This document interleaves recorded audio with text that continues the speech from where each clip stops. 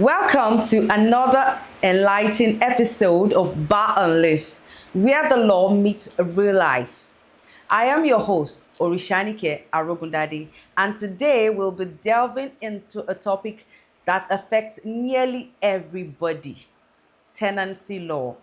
From wrongful eviction to meter issues and all that, we will be looking at the rights and the responsibilities of both the landlord and the tenant. Joining me on this episode is a legal powerhouse, very respected in the field, Barrister George. And together, he will be helping us break down everything you need to know about the rights, duties, and responsibilities of both the tenant and the landlord. Without further ado, let's dive right into it. So, Barrister George, can you please introduce yourself for our viewers? Thanks for having me once again. You're welcome. My full names are, my name is Barrister George Ikoinayo. All right. I'm a legal practitioner, as you know. I am the managing partner of Nayo Solicitors and Co.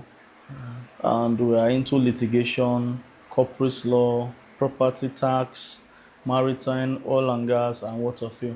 Wow, Yes. wonderful. Wonderful. And the issue of tenancy, I can boldly say I'm an expert in the field. Oh, thank you very much. That's really nice.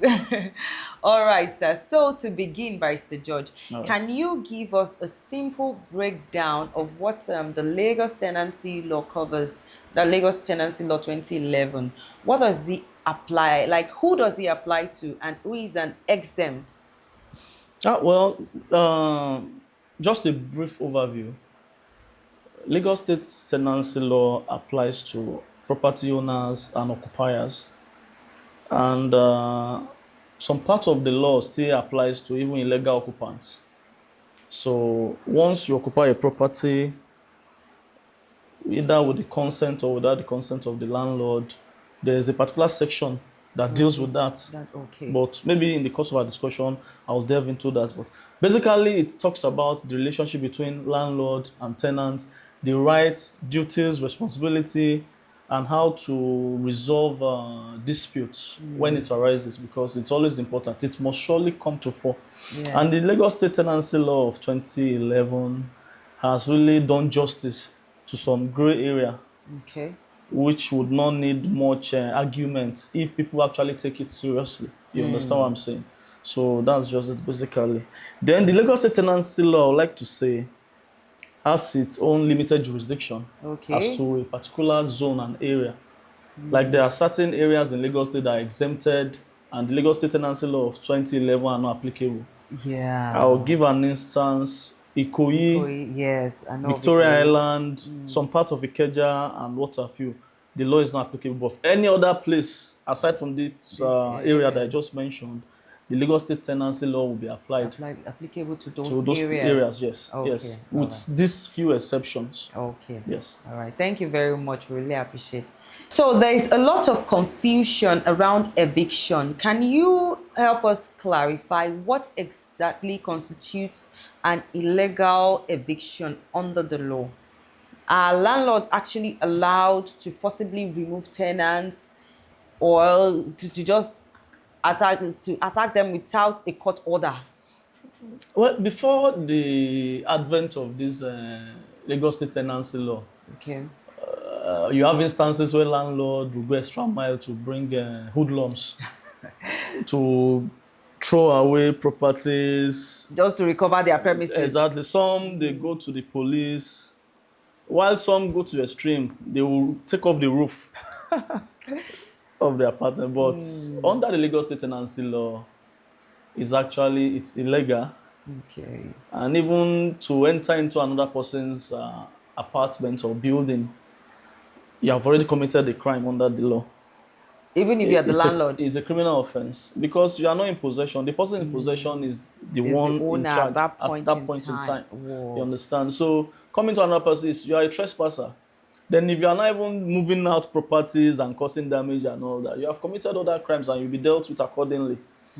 But any landlord that wish to or feels like evicting a tenant has to go through the due process. Yes. Number one, serving the appropriate statutory notices. After you serve I'll still give a breakdown, maybe in the course of our discussion. When you serve the appropriate notices as required by law, if the tenant fails to vacate the premises, you still don't have the right to evict the tenants. That will result to self-help. You have to approach the court. By court, I mean you have to approach the magistrate court. Although there's a jurisdictional issue, like depends on the amount of the rent. If it's above certain range, maybe above I think 10 million or thereabout, you approach the high court. But if it's below, that's the magistrate court. You go to the magistrate court. Okay. Then you file the appropriate processes. The mistake some of the landlord make is that while you're at it, it's not as if you're losing anything.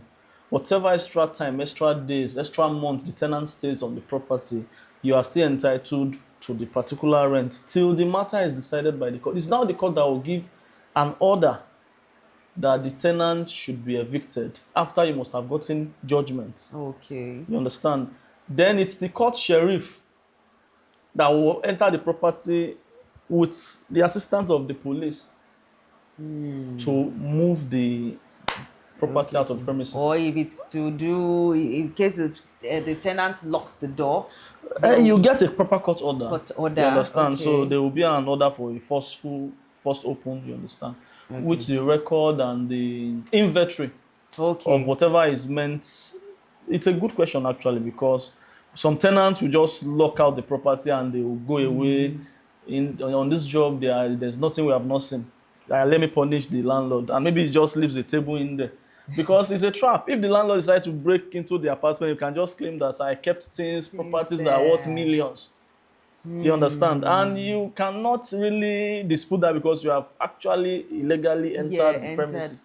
So that's why it's good you go through the appropriate channel. So when the court sheriff come in, they take the inventory, then they take it to the office. Okay. In an event where the tenant is still owing outstanding rents and all that, they auction off some of the properties to sort the outstanding bill. Wow. That's the standard practice. Okay, but what of in the case that the tenant doesn't have anything and the landlord needs to actually recover the money?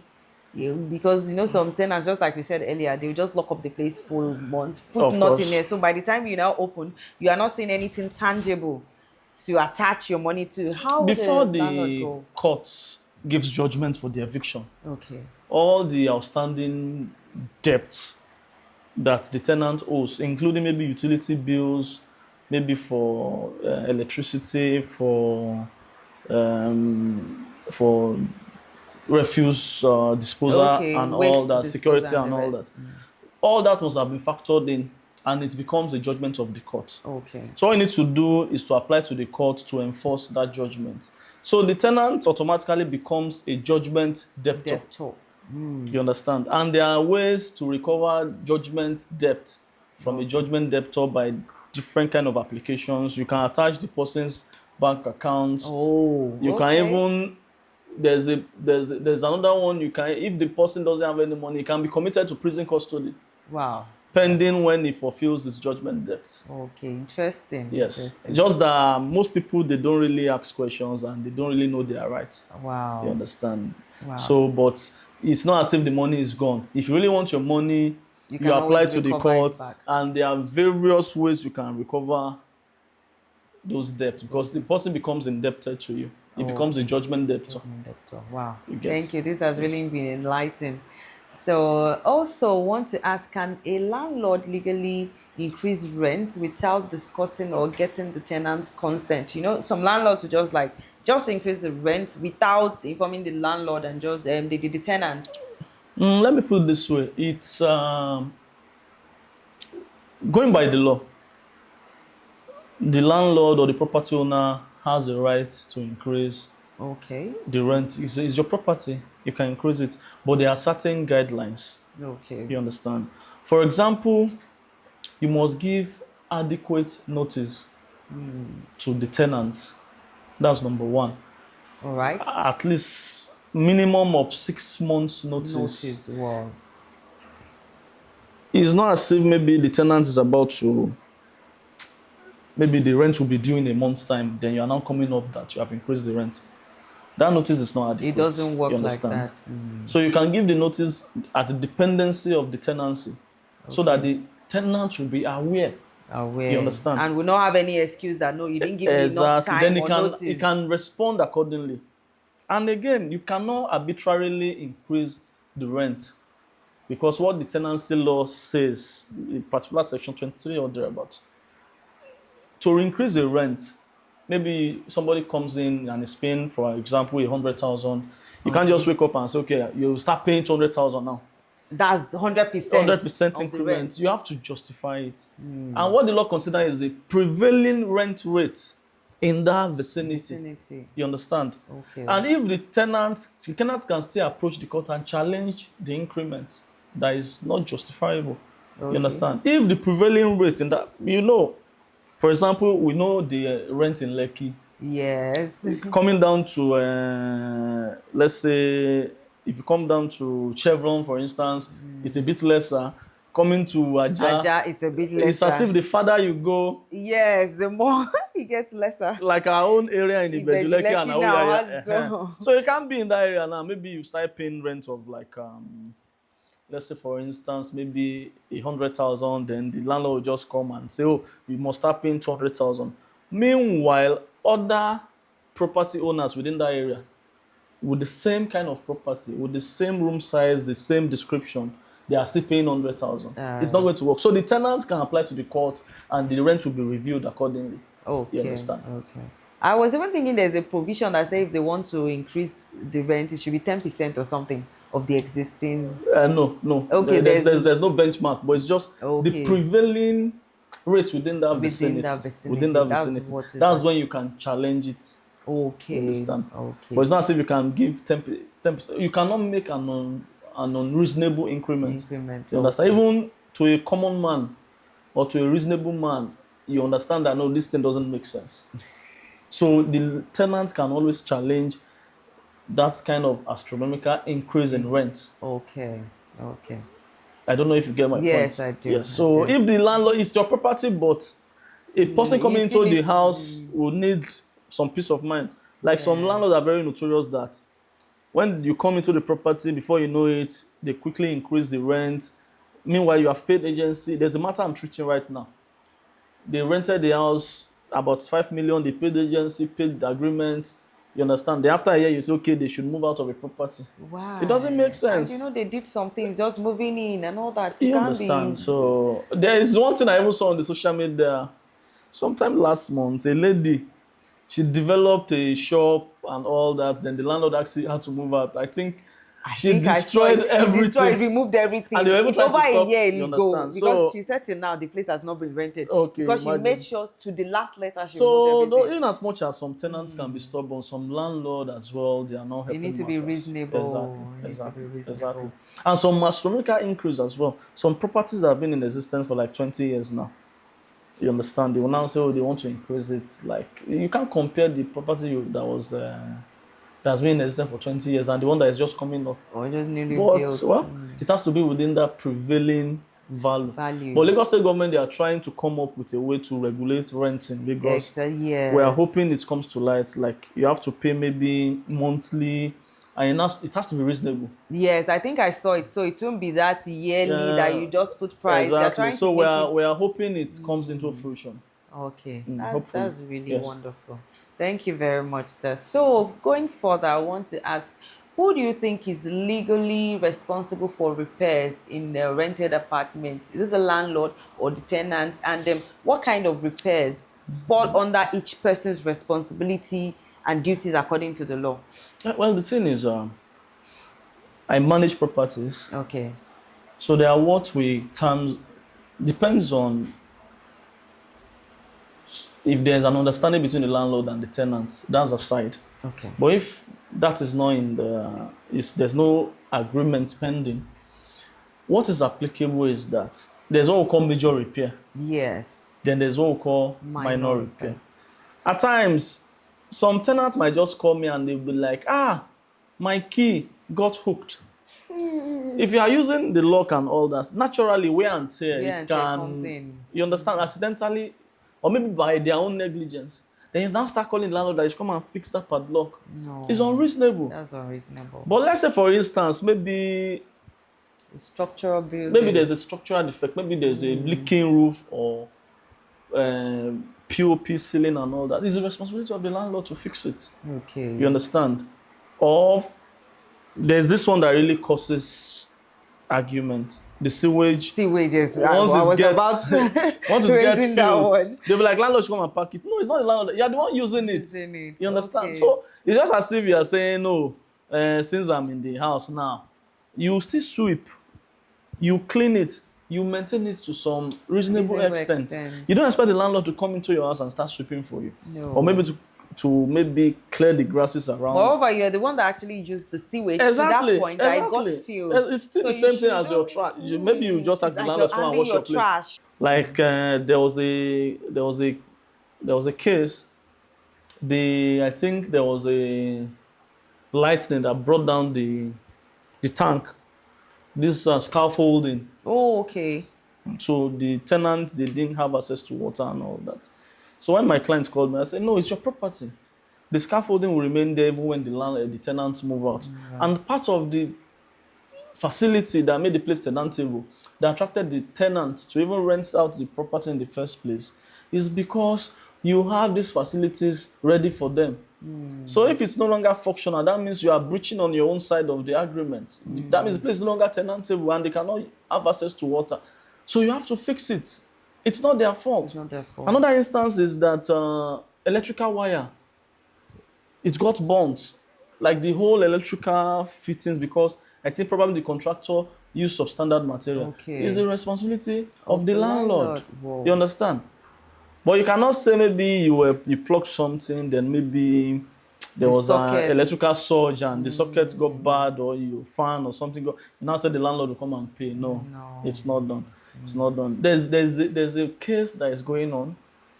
I like making reference to real life situations. Yes. The tenants check out the property. He looked at it. Everything was fine. He moved in around December period. You know, it's not raining season. Okay. You know, these are lucky properties. So the next thing was that the first rain, he was not in the house. Oh. All his properties, some of them got destroyed by reason of the leakage. Wow. From the roof. You cannot really blame him that. You have checked. He went there. It's a new house. It's the first occupant. And he didn't envisage that. But the landlord is trying to extricate himself from liability that no, it's not. But it's your fault. It's your fault.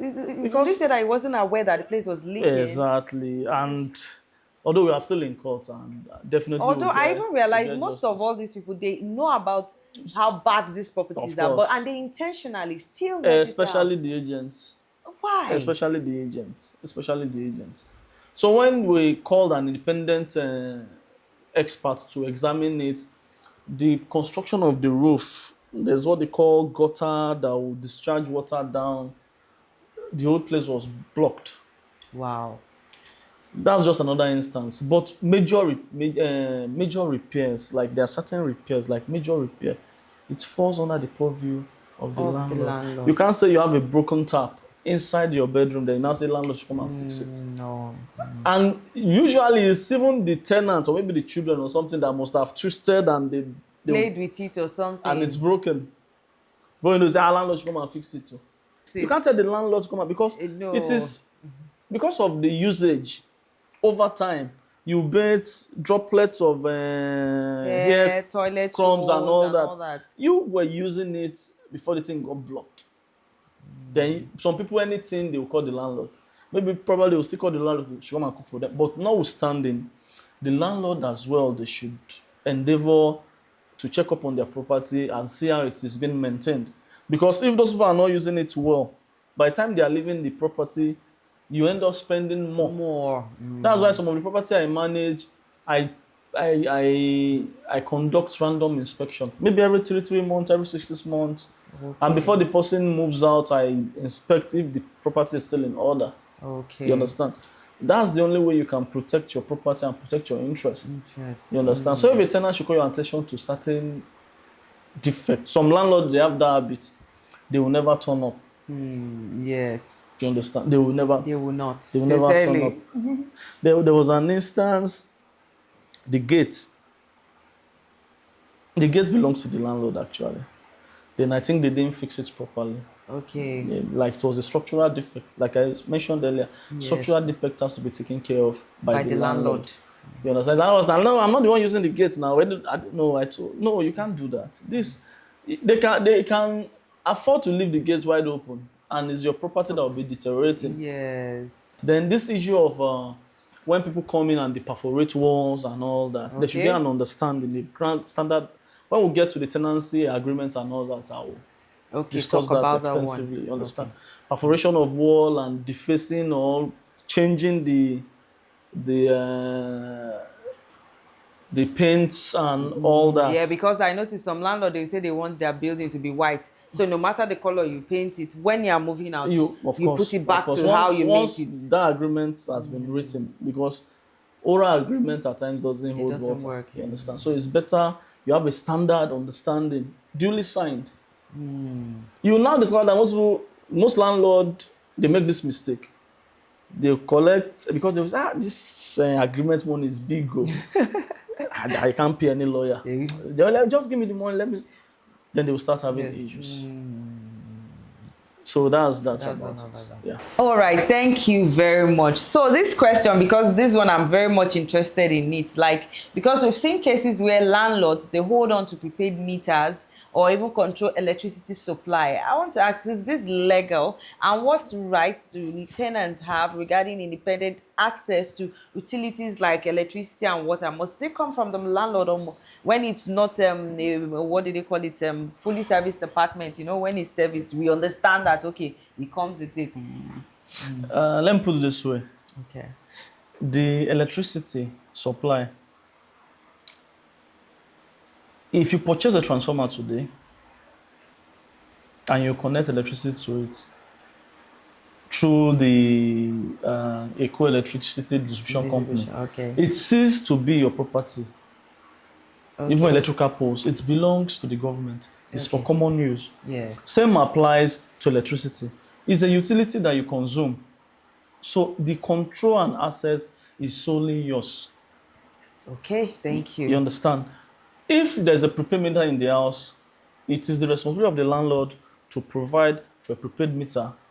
It is your own responsibility to pay your utility bill, to foot the bill. Okay, so sorry, that means the control of the, because personally, this is something that affected me too. I'll get there. Some landlords are very mischievous that they will make their tenants to start paying for their electricity bill. Through them, you understand? And this is how they do it. They will make sure that maybe 2 or 3 apartments are sharing one prepaid meter, which is not right. Each apartment, each flat ought to have access to their own prepaid meters. And the government have so much subsidized prepaid meters now. You understand? Although there are some properties that they go on estimated bills and all that. Okay, yes. Everybody knows what to pay. And at times you can even separate it. The landlord knows this is my bill, the tenant knows this is my bill. That's in a situation whereby they stay in the same house. Each apartment, each flat or room, depending on how the house is partitioned. Okay. So far, this is your own section of the house where you occupy. You should have your own prepaid meters. You understand? But some people, out of desperation, they will just go in without asking the important questions. But it's your utility. You are the one consuming the electricity. You are the one paying for it. The only thing is for the landlord is to make sure that those facilities are there. Okay. And it doesn't even belong to him. You cannot even touch it, because it's a crime to tamper with those. Those meters. Those meters. For the exactly. Government. It's the property of the government. Even though you are purchasing or you are paying a token to have it installed, you cannot tamper with it. And if a landlord is being mischievous, you can always inform the electricity distribution company. You can write them. You can go to they have offices everywhere. You can complain directly. This is the issue I'm having. They can clarify it and show you your consumption and all that. And if there's any issue as to any illegal because most landlords that indulge in maybe trying to get money from their tenant to sort their own utility bill by way of maybe they must have tampered with their connections and all that, which is actually wrong. People do complain about the country, but nobody is doing the right thing.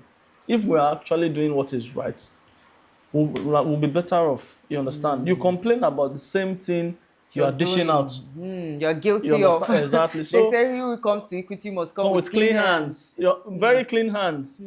So the thing is, the prepaid meter is the responsibility of the landlord to fix it. It's your own responsibility to recharge it and at least maintain it so that you can enjoy electricity. And if you're living, it's not as if you are going with it. No. It will remain in the property. You understand? You have instances whereby there was no there was an instance. Let me just delve into it. A property I was managing, the pumping machine was very bad. Okay. I told the people are using the pumping machine, you can just fix it. You just say, "Our landlord should come and fix it." No.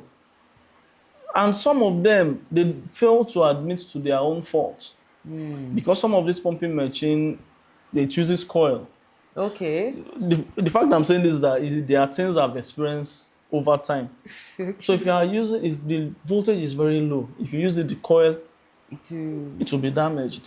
You understand? But they will not say, no, they didn't. No, you can fix it. But if the thing is totally bad, that it's not functional, it's the responsibility of the landlord to replace it. If your meter is bad, it's the responsibility of the landlord to change the meter.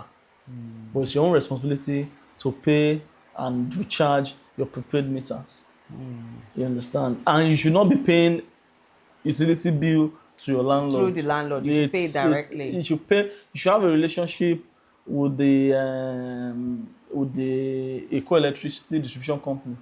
Okay. You understand? It's not as if the landlord is like your agent, because you are the one consuming the electricity, not the landlord. So you should directly interact with the distribution company. You should pay your utility bill as when due. Interesting. Thank you very much. So now let's talk about the right to quiet possession.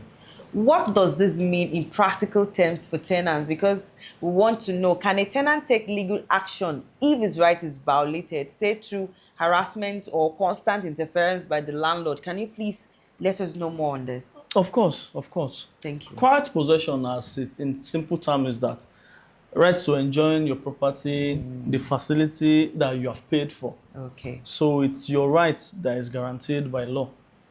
And it cannot be infringed upon by the landlord under any circumstances. Okay. You understand? I always like to make reference. There's an instance when the young man rented the property and moved in. Then the landlord started parking different cars. Maybe he's into haulage business and all that. Oh, okay. He's interfering with his right to enjoy quiet possession. You understand? In as much as you are the landlord, that doesn't mean the person self has his own common area that he needs access to. So when the man took the matter up, it's my property, I can't. No, you cannot. You cannot do that. The person has paid for the space and for the common area. You cannot now start infringing on the right to quiet possession. As a matter of fact, if the landlord doesn't even stay in the property, the only right he has to come to the property is just to come and check and inspect and go. You understand? Some landlords are in the habit of moving some of their trash or some of their moribund things to part of the property they own. No, you are interfering. As a matter of fact, the landlord is not even supposed to have a spare key. Wow. To the apartment. And some landlords always insist on that. They want to always have spare key. It's interfering with your right to quiet possession. Okay, what if there's a break-in and entry? Maybe they broke into the house and they steal things. He's the prime suspect. So he's even putting himself at risk. At risk, because this was something like, just you're saying, this is something I had I'm talking to you from personal experience, because when you're trying to make them understand these things, it's as if, what's this person saying? It's my property, I must have a spare key. Why do you want to have my spare key? It's not in fact, I even feel as a tenant, if I move into a new apartment, I want to change the locks. So that you have privacy. For instance, if another tenant is moving out of it, property. You don't know the houses I manage. What I tell them is that change the locks, because I don't know if the previous occupant has As a duplicates. spare or duplicate, like, So just change the locks so that at least you'll be.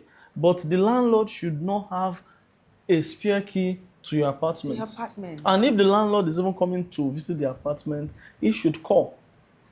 But we have instances where landlord stays in the compound and everybody has his own common area. There was an instance, the landlord prayed to holy water, started sprinkling it all around the house. Okay. And the lady complained that no, it's not. I said it's prayer now. No, you can do it in your own area. You don't bring it To mine. You can tag the person. The law doesn't recognize being a witch, but you can't start sprinkling water on somebody's building or somebody's apartment that because it's your property. No, it's not done. If you are doing that with their consent, it's a different thing. But without their consent, and the person might have a different belief whatsoever. Than yours. Another instance I will give is some tenants, co-tenants, co-occupants in a compound at times. Okay. But it's not all building that you be the only one in the compound. Yes. It's common that you have different flats and different apartments. Maybe you have a dog. Me as a tenant, I don't have a dog. You should keep your own dog at bay. Within your space. Yes, and your dog should not even charge at or even attack any other occupant. Should be the way know how to you see that some co-tenants, they will have dogs, and the dog will just be excreting everywhere. And it will make the compound so messy. It's not done. If it's your private apartment, your private space, your private property, or you are the only one staying in the compound, then fine. You can do that. You are interfering with the person's right to quiet possession. And the person might not even love the company of dog. Yes. You understand? Yes, someone like me. So people, they just take advantage. I was there now, it's my dog. No, it's not done. That's why some standard agreement you see that I don't want anybody to keep pets. Pets in the compound. Exactly, because people always abuse the privilege. You understand? So that is that about that. But the landlord, even though you are owing arrears of rent, if you are owing arrears of rent, or maybe you are still owing some certain, you cannot, as a matter of fact, you can't even enter into the living room or the common area of the tenant. You can talk to the tenant or you can send a notice, write a notice and all, but you cannot just walk into somebody's space. That's standard. That's standard. What do I call it? You're trespassing. Okay. You're a trespasser. Even though it's your property, you're a trespasser. You'll be treated as a trespasser. You're trespassing. Okay. Because as at that point you have leased it out, you have leased the space to the person, and it's still in possession. Yes. Wow. Thank you very, very much. It has really been so interesting. You can't say you are the landlord now. You just jump my fence and they might shoot you. Yes. That's on a lighter note, though. Okay, all right. Thank you so much, Barrister George. It has really been interesting. So going further, I want to ask if a tenant should receive a quit notice, because, okay, you said there are normal statutory notices that should be served. You should know that, okay, if we want to evict a tenant, there are due processes. So if a tenant now receives a quit notice, what steps should they take? Because I've seen instances someone receives a quit notice, you're just like, oh, they don't know what to do. So what can they do as a tenant, and what can a tenant do if they believe the notice it was issued unfairly or improperly or unjustly? What do you think the tenant let me take it one after the other. Thank you very much. There are different type of notices. Okay.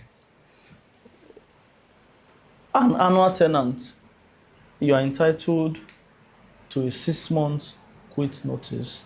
Okay. Either while the rent still subsists or at the expiration of the rent. The reason why the law provides for that 6 months is that so that you won't be taken by surprise. Okay. If you are a 6-month tenant, you are entitled to 3 months notice. If you are a monthly tenant, you are entitled to a 1-week notice. Wow. After you serve these statutory notices, then you now serve what is called 7 days owner's intention to recover premises possession. But most people misconstrue or they misinterpret this law in their own layman understanding.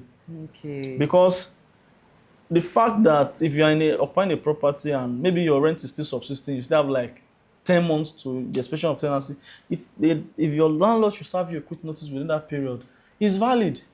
But they just feel maybe when they are exhausted their rent, they are entitled to another extra 6 months without paying. The only reason why the landlord will give you that, maybe when your rent expires and you did not renew the rent, he still has the obligation to give you that 6 months notice to quit. Okay. And that 6 months that you're staying, you are still going to pay. It's not for free. It's not for, that was what I actually wanted to ask. Is it free? No, you'll be paying what we calculate as men's profit. Men's profit. Men's profit. For the period you are staying, for that 6 months you have extended, just to give you ample time to get another property. Some people will be like, no, 6 months, you're supposed to give me 6 months now. It's free. They were expecting free 6 months. It's not done that way. What the law says is that you should be given adequate notice so that it won't be as if you are just taken by surprise. Before you start moving your things, looking for another apartment, looking for another location to settle in. You understand? So that's why the law requires that these statutory notices must be given. Then when you even give this notice, you serve the 7 days owner's intention to recover premises. Okay. If that one is exhausted, then the landlord has to go to the court. If at the court, the tenant can challenge the notice. Okay. Like for instance, you just move into an apartment. It's not even up to a year that you moved in. You've spent a lot, you have moved your property. Don't fit in. And they are not giving you, they are asking you to quit the property. It's not done. You challenge it. Although to every general rule, there's an exception. You understand? The only circumstance, the only situation where the Lagos State Tenancy Law provide that, okay, you might not be at liberty to serve those statutory notices is that if under the agreement between the landlord and the tenant, it is specifically stated that the tenancy is for a fixed term. Okay. Fixed term of a time that is certain. Fixed term means like when you enter into an hotel now, maybe you check in by 12 a.m. By the next 12, definitely 12, the following day, you have to check out. That's standard. So that's why if you have already read the agreement, that's why some tenants, they will give them agreement. They won't even go through it. They will just sign. Fixed term means that once your rent expires, the landlord is not at liberty to even serve you any notice of the statutory notice of 6 months that is required for yearly tenancy, the 3 months required for 6 months tenancy, the 1 week required for monthly tenancy.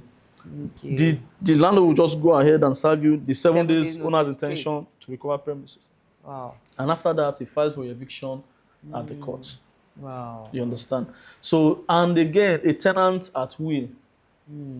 A tenant at will can come, somebody that has occupied the property for a protracted period of time, or an illegal occupant that doesn't even have any relationship with the we have squatters everywhere and all that.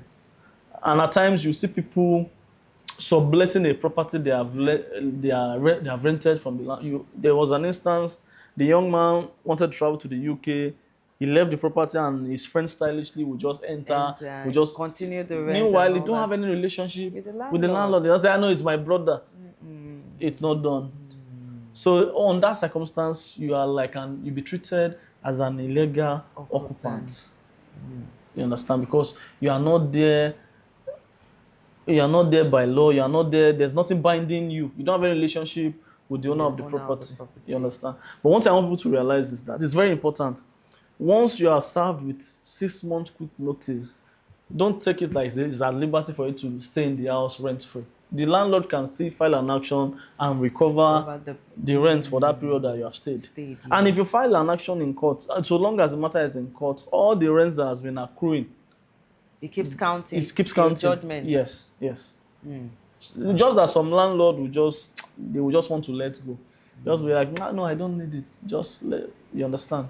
Wow. But that's how it works legally. Thank you, Barrister George. You're welcome. Finally, what's your advice to both the landlord and tenant for maintaining a fair and lawful tenancy relationship in today's Lagos and similar urban cities? Because we see that all these issues are actually peculiar to we in the urban areas, like in Lagos State, Abuja. So what would you actually advise both the landlord and the tenant?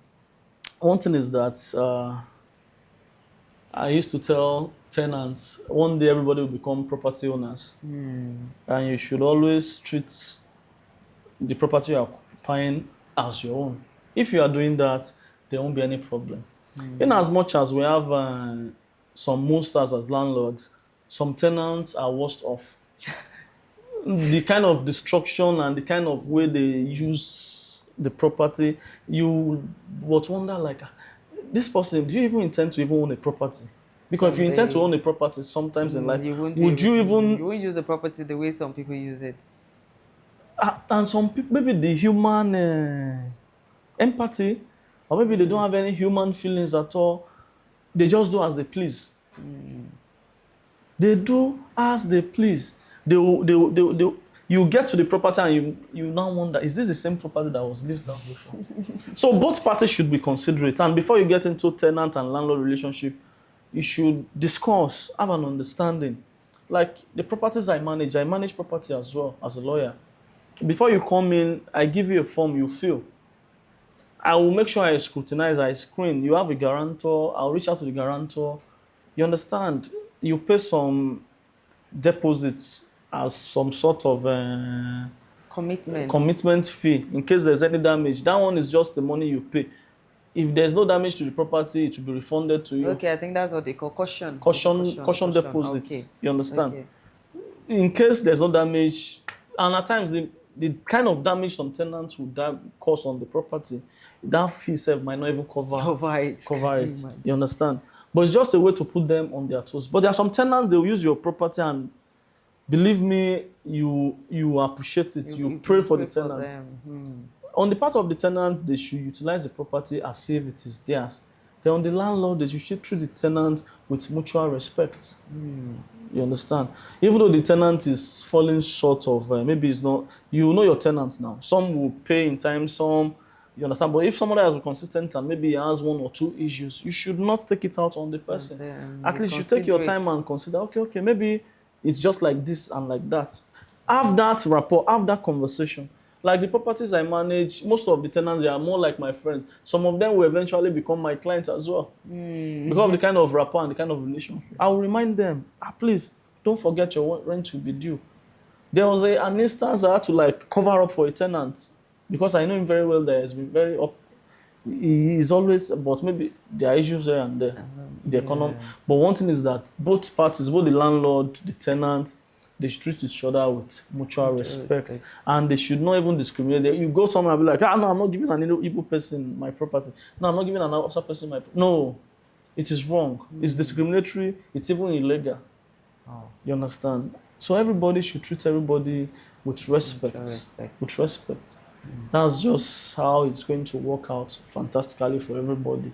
Although there is no way we'll be together as human beings, there must be conflict. There must always be conflict. But at least if it will reduce it drastically, let me put it that way. Yes. All right. Wow. That was an insightful session. I'm sure you all felt that too. The landlord and tenant discussion goes on, but we have to be stopping on this episode now. Do well to share your experience in the comment section, and also remember to like, share, and click the subscribe button. Till I come to your screen again, I remain Órisánikè Arogundade. Stay informed, stay empowered. Ciao, ciao.